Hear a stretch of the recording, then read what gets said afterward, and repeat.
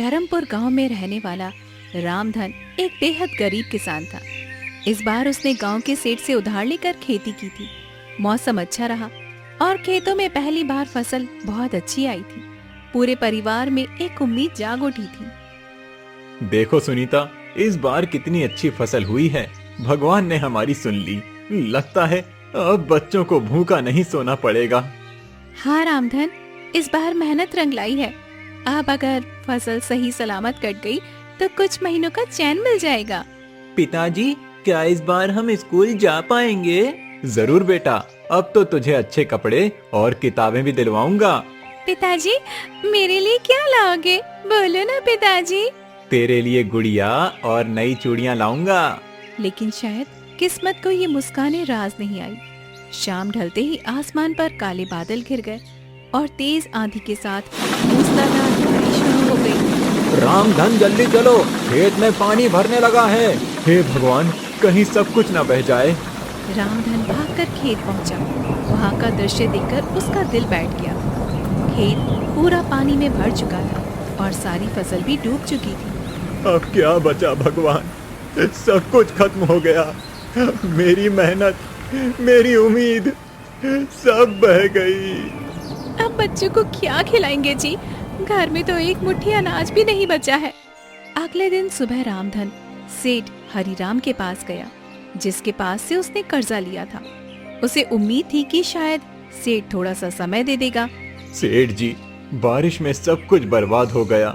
थोड़ी मोहलत दे दीजिए। अगली बार फसल होगी तो सारा कर्ज चुका दूंगा। तुम्हें अब कोई मोहलत नहीं मिलेगी रामधन।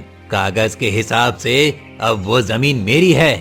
सेठ जी, वो मेरी पुश्तैनी जमीन है। आप ऐसा मत करिए। मुझे कागज से मतलब है, भावना से नहीं। अब वो जमीन मेरे नाम है और तुम लोग तुरंत उसे खाली कर दो। रामधन की जमीन भी चली गई और उसके पास अब कुछ भी नहीं बचा था। उसके पास अब ना तो खेत था, ना पैसा और न ही कोई आसरा। सुनीता, अब इस गांव में हमारे लिए कुछ नहीं बचा। चलो जंगल की ओर चलते हैं। शायद वहाँ कहीं इससे छुपाने की जगह मिल जाए। ठीक है रामधन, अब जैसी तुम्हारी मर्जी। और इसी के साथ एक गरीब किसान अपने टूटे सपनों को समेटे अपने परिवार को लेकर निकल पड़ा, अनजाने अंधेरे की ओर। सेठ ने उन्हें जमीन से भी निकाल दिया था और अब उनके पास न घर का ठिकाना था, न ही खाने के लिए कुछ था। रामधन का पति है, हमारे पास अब कुछ भी नहीं बचा। बेटा, तुम्हारे चेहरे पर ईमानदारी दिख रही है। तुम चाहो तो इस कुटिया में रह सकते हो। कुछ ज्यादा नहीं है, लेकिन सिर छुपाने की जगह मिल जाएगी। आपका धन्यवाद बाबा, भगवान आपको सुख दे। अब वही टूटी कुटिया उनका नया ठिकाना बन गई थी। अगले दिन सुबह रामधन जंगल में लकड़ी काटने निकला ताकि बाजार में उसे बेचकर कुछ पैसे मिल जाए। सुनीता, मैं जंगल जा रहा हूँ, लकड़ियाँ काट कर लाऊंगा। फिर उसे बेचकर कुछ सब्जी लाएंगे बच्चों के लिए। जल्दी लौट आना, खाना भी बनाना है और बच्चों को भी कुछ खिलाना है जी। रामधन दिन भर जंगल में पसीना बहाकर लकड़ियाँ काटता रहा और शाम होते ही उन्हें लेकर बाजार की ओर गया। वहाँ उसे बहुत कम पैसे मिले, पर उसने कुछ आलू, प्याज और थोड़ा सा आटा खरीद लिया। ये लो सुनीता, कुछ खाने का सामान लाया हूँ। कुछ खास तो नहीं है, लेकिन बच्चों का पेट तो भर जाएगा। तुमने इतना सब किया रामधन, अब तुम हाथ मुंह धोकर बैठो तो मैं तुम्हारे लिए भी रोटियां सेक देती हूँ। माँ, क्या आज गुड़ नहीं आया? आज नहीं बिटिया, लेकिन हम कल जरूर से गुड़ लेकर आ जाएंगे। रात को सभी ने सूखी रोटियों के साथ उबली सब्जी खाई और पहली बार किसी को भी कोई शिकायत नहीं थी। सबकी आंखों में थकान थी, लेकिन उस थकान में भी एक उम्मीद छिपी थी। अब हर दिन ऐसा ही होगा। मैं मेहनत करूंगा और हम सब मिलकर आगे बढ़ेंगे। हमारे पास कुछ भी नहीं है, लेकिन हम एक साथ हैं, यही सबसे बड़ी बात है।